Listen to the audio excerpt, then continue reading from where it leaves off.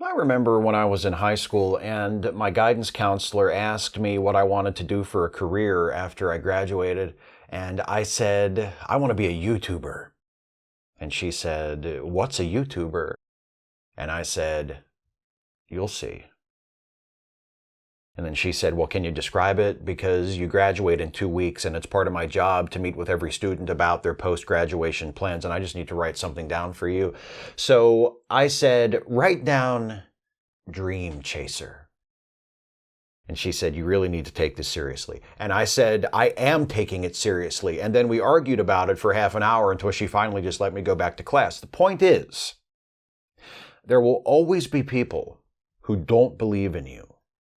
That's why it's so important to chase those dreams, no matter what the doubters say, so that one day, when you do succeed, you can go back to people like my old guidance counselor and just absolutely break it off in their ass, figuratively speaking.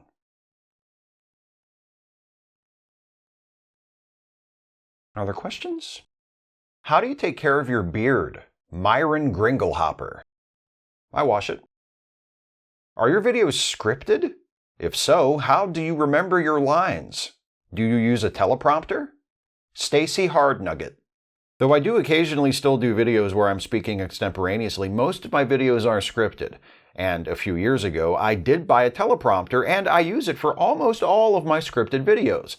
The teleprompter is a useful and ingenious tool because it allows me to perform my script as written, word for word, while maintaining perfect eye contact with the camera without having to spend hours memorizing text or suffer through long, aggravating video shoots where I'm constantly having to do retakes because I've forgotten my lines.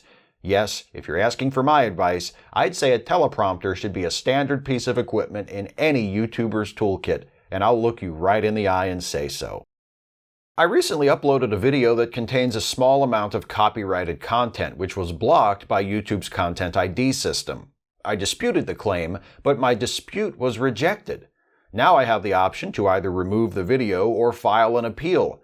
But if my appeal is rejected, I will receive a copyright strike against my channel. Should I just delete the video, re-edit it to remove the claimed content, and upload it late? How would you handle this situation? Josephine Shumtucker.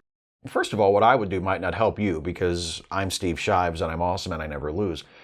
If Content ID tries to fuck me, I fuck it right back. I dispute the claim, and that usually does the trick. But if perchance the claimant rejects the dispute, you're damn right I appeal it, and I stare them down without blinking so they know that I am not the one.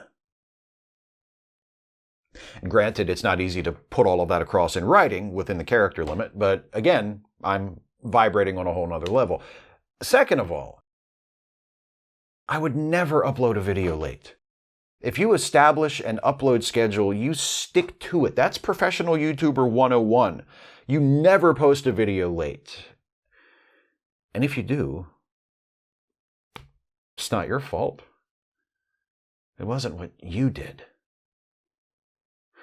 It was the demon liquor. The way it sits in the glass, glowing softly in light and dark shades of translucent caramel.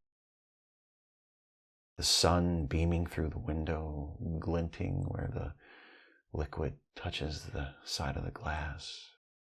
How? You wonder, why would anything so lovely be called demon? Surely if the contents of this glass were a living being, they would be an angel. Then you take a sip, and it scorches your throat on the way down. It gives you a hot feeling as it comes to rest, like it just lit a fire in your guts. And you remember. Oh, you remember everything.